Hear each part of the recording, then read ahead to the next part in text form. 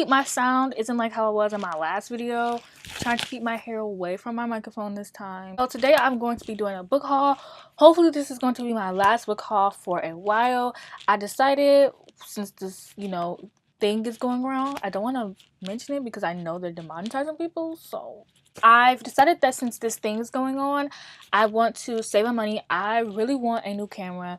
Since mail is coming slow anyways, and I'm a very impatient person, like I might as well just not buy any books. So I'm going to try to hold off buying books for as long as I can, even though I'm spending my money on other things. But I just really want to try and get this camera. So today I'm going to be doing some books. So the first book that I do want to haul is Winter Song, which my friend Jody over at Vanilla Moon got for me. She just randomly bought me this book. Mika, my best friend Mika over at Mika August, loves this book. She's always saying like, man, I think you'll like it. Jody bought it and I really want to pick it up. Hopefully I do like it. Like, I feel like it's something I would enjoy. Mika always like raves about it and I'm like, okay, well, maybe I'll pick it up. And now that like I actually have it, I can actually pick it up and like not procrastinate it because I actually own it. So yeah. Next books I want to talk about are my Witcher books. Here, I bought all 8 of the Witcher books. So I got The Last Wish, Sword of Destiny, Blood of Elves, The Time of Contentment, Baptism of Fire, The Tower of Swallows, The Lady of the Lake, which came damaged, and Season of Storms. I did not buy these all at once. I slowly bought them. And before I get into like anything else, I just want to say that what I do with my money is what I do with my money. And if I want to buy an entire series that I've never read yet, then I'm gonna do that. My opinions change all the time. When I read the Throne of Glass series, I didn't even like the first 3 books, and the 4th book ended up becoming my favorite. So I just want to say that what I do with my money is my business, and people really need to stop criticizing people based off of how they spend their money. I work really hard, and I work solely just so I can afford books because I know that I have a book buying addiction, and I wanted to buy the entire series. I think that the guy who plays the actor is hot, and I don't know, I want to like the series. Like, I love fantasy, I love adult fantasy, like whatever. And if I don't like them, then I can just unhaul them, which I rarely ever unhaul books anyways. I unhaul books maybe once a year. So what I do with my money is what I do with my money. Anyways, I have 2 copies of Blood of Elves, but this one is kind of damaged, so I'm thinking of doing a giveaway for it, but I don't know how to send books out. So I don't know, I can do a giveaway. I can just give this book to someone. I don't really know, but yeah, I accidentally bought 2 copies of Blood of Elves because I am a giant idiot. Everything is a mess. Anyway, so yeah, this cover is my favorite cover in this entire series, by the way. Just think that Geralt is just so hot. Okay, so I got Oathbringer by Brandon Sanderson. I haven't started The Way of the Kings yet, but I know we're gonna be in isolation and I can start the series at any point. So I really just wanted to buy all the books that are out right now, just so like who knows how long this will last. So I just wanted to prepare myself just in case I really do like the series. And this cover was obviously used, and so it's a little used is the word I'm looking for. Like, yeah, but I don't mind. Also, another dust jacket is pretty, and there's a map on the inside, and this has art on the inside. What the heck? Like, all this stuff that I just did not notice. Oh wow, this is really nice.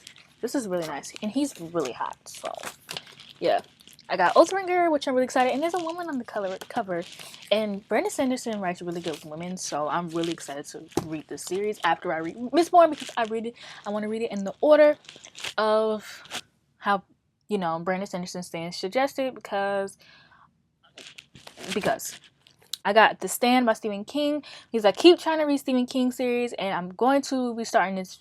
I'm going to start a series on my channel where I read authors I've never read before, or not really. I just read like popular books from certain authors, and I'm going to be reading his other book, The Shining, because that one's smaller. But I bought this thing because I know it takes place with like the world ending, and I thought this would be like a really good time to read it. And I got a mass market paperback because I think that mass market paperbacks are so tiny, so cute, like me. You know, we have a lot in common. And oh, it has pictures. Child, I'm like a 4-year-old when I see a book with pictures. Like, it says 1,000 pages. I'm not a. This has over 1,000 pages. This is longer than it. My only thing with Stephen King is he's very descriptive, and like not even just like I can usually deal with like descriptiveness. Like sometimes I'm like, okay, like this is very descriptive, but like I can deal with that. Like whatever. But with Stephen King, like he will literally go and describe like the neighbor across the street who's witnessing it all happens and like the stuff in the neighbor life, and it's like, get to the point, sir. Get to the point. The next book I have is Foul is Fair. And I got this because Heather from Aphrodite Reads, she pitched this book. Okay, that's what I was going with. She pitched this book as like a campy, like Jennifer's Body. And if you know me, you know Jennifer's Body is like my all-time favorite horror movie. I love horror movies, and Jennifer's Body is at the top. Okay. And so when I heard that, I said, okay, I'm gonna read it. And I started, and it's alright. Like it's okay. It's very I have a tab in here because I was gonna do I was like, I'm kind of hating this book, and there was one line. Ooh, my lash. There was one line that I just did not like, and I was like, ugh. Yeah, I wrote that this is in the book is very corny. Like there's a scene where like she goes to a new school and like this girl is like a new girl, and then someone said, let's get rid of her, and I'm like, all right, very corny. But like I get that it's campy, so I understands, but like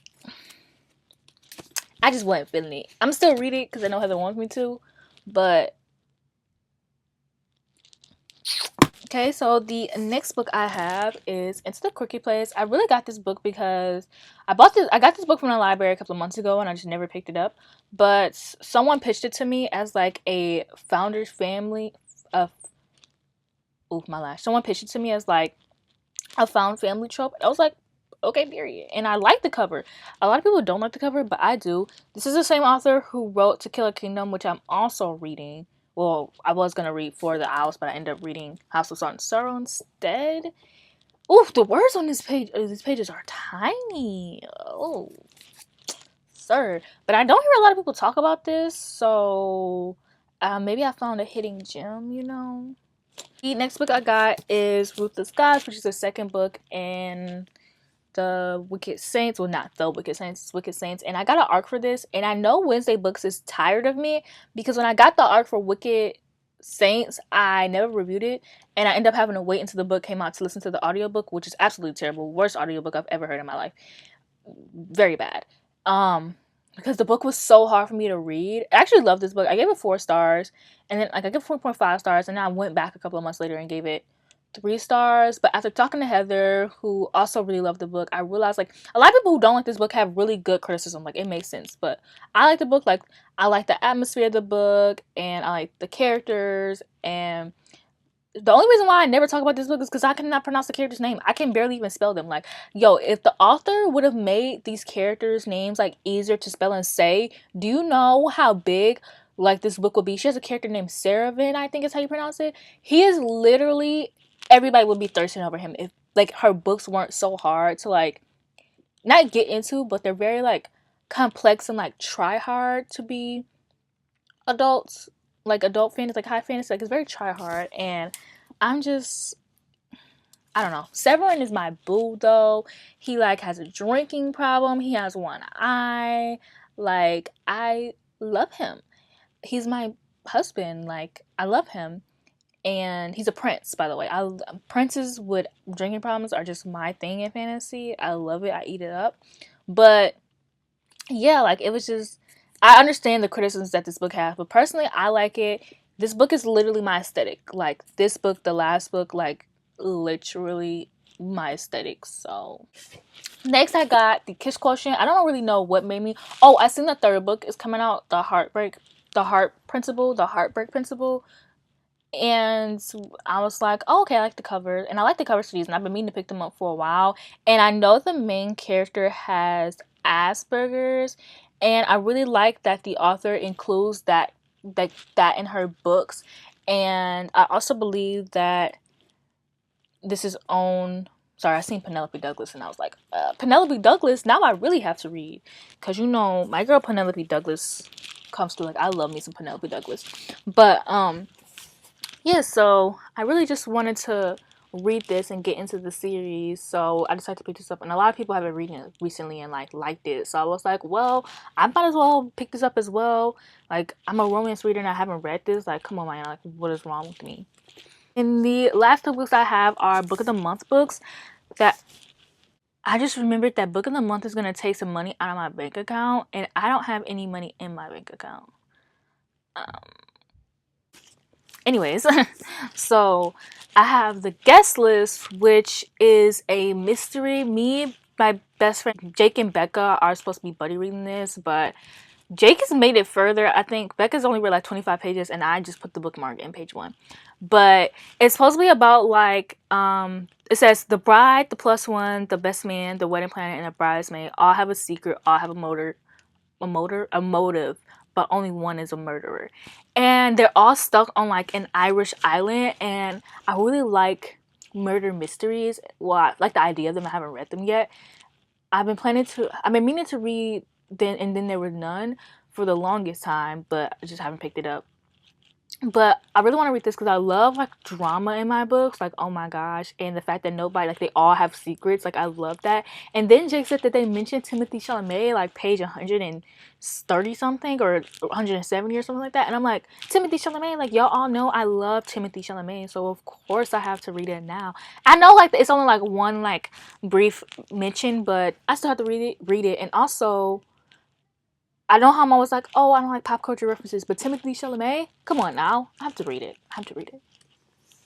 And then the last book I got is Ninth House. I'm really just trying to extend my Book of the Month collection. I just want to fill up my bookshelves, and I love Ninth House, so I decided why not buy another copy of it.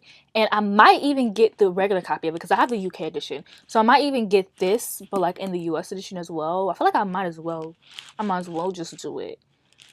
But that also means that when the other books come out, I'm gonna have to have like 3 editions of all the other books. And I don't like to have multiple editions of like books I love. Like 2 editions is like cool, 3 editions like okay, like whatever. I don't know, I just don't like to have too many editions of books I love. And I know a lot of people do, and like I'm not judging people who do or anything. Like, you do your own thing, like you do what you want to do with your money. As I was preaching earlier, I don't care. But for me specifically, like I just don't like to have too many editions of one book, especially in the same place. Like with my Cruel Prince, I've been really wanting to move those, but I love how those are set up.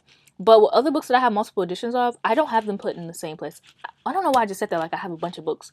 But usually if I have a Book of the Month and then a regular edition, the Book of the Month is on that shelf, and then a regular edition is on this shelf. Like, I don't like to have multiple copies in one spot. I don't know why. I'm weird, okay?